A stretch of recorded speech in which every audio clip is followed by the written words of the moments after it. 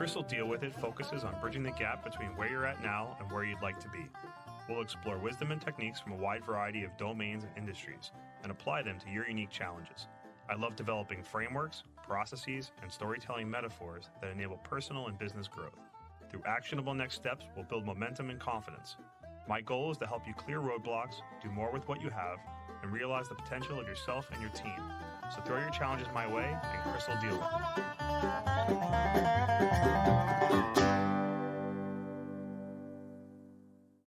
First, an AI statement that all elements of this episode are products of the author, Chris Kreuter, and made without the use of any AI tools.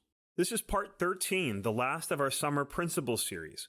This episode can be listened to by itself, but for greater context, refer back to the intro episode number 32. Note that the principles in this series are what work for me. They allow me to thrive and live my values as best as I can. I'm not advocating the adoption of my specific set of principles. Rather, I'm attempting to showcase the power of principles by providing more context on how they can be defined, codified, and embedded into the thoughts and actions of our lives. Principle number 13, make wrong things right. So where did this principle come from? So from the start of this process, I had 13 principles, and that's on purpose due to my love and affinity for the number 13, and more on that in an upcoming episode.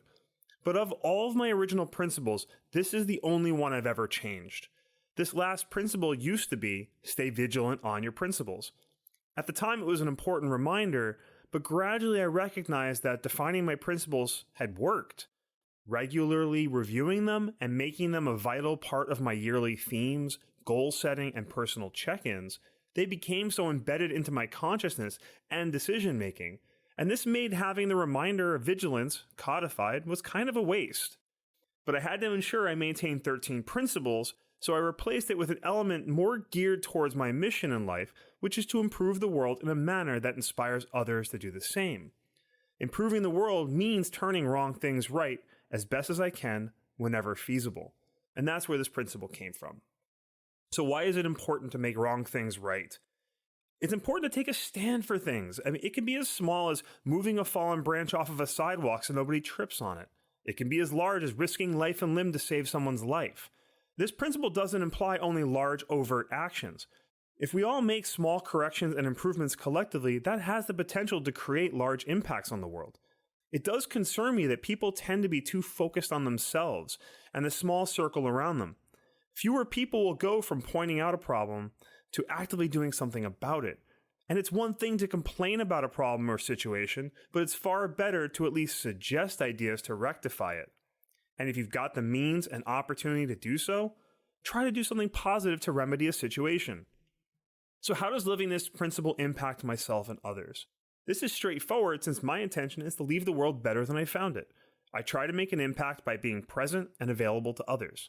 I love it when people come to me for help. Easing other people's paths through life is an honor. I take it as a privilege to bring my energy, resources, skills, and connections to bear for others. Yet, I do try to maintain awareness not to impose or over-volunteer. While I'm always willing to help, I'm only going to do so when it's requested. Lots of times people want to walk their own journey, figuring things out for themselves. What does living this principle look like in action? I'm a problem solver at heart, a fixer. These require actions, not just ideas.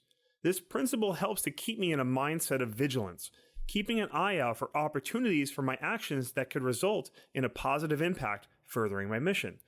And this mindset does tend to be future focused. How will this situation, pattern, whatever, if allowed to continue, negatively impact others?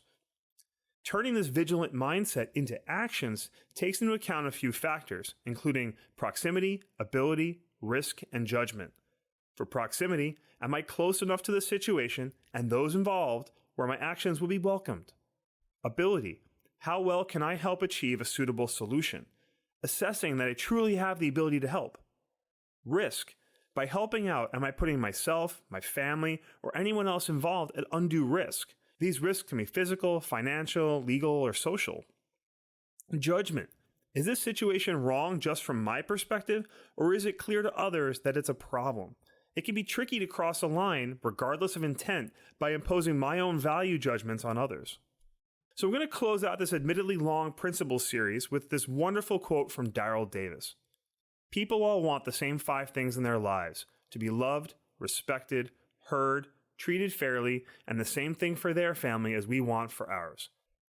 So this concludes the Summer Principle series. I really hope people enjoyed these series of episodes. I will do something with this content in the future. I want to make a quick note at the end of the podcast that we are going to be going back to some of our regular formatted episodes, usually releasing every 2 weeks or so. If you do have any wrong things that you'd like help making right in honor of today's principle, just shoot me an email or check out my website, CHRISKREUTER.com. You can join my monthly email newsletter list. You can find out more about the show and my work. If you want to reach out to me with any kind of feedback or ideas for the show, I would love to get them.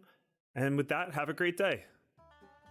If you feel that Chris dealt with it, I'd appreciate your support of the show by sharing it with someone who might benefit. Ratings on your favorite podcast player are also helpful in growing the audience. Visit chriskroiter.com for free downloadable PDFs with notes and resources from today's episode, sign up to the CDWI mailing list, or to send in your problems or requests for future shows. That's CHRISKREUTER.com, or use the link in the show notes. Thanks for listening to Chris Will Deal With It.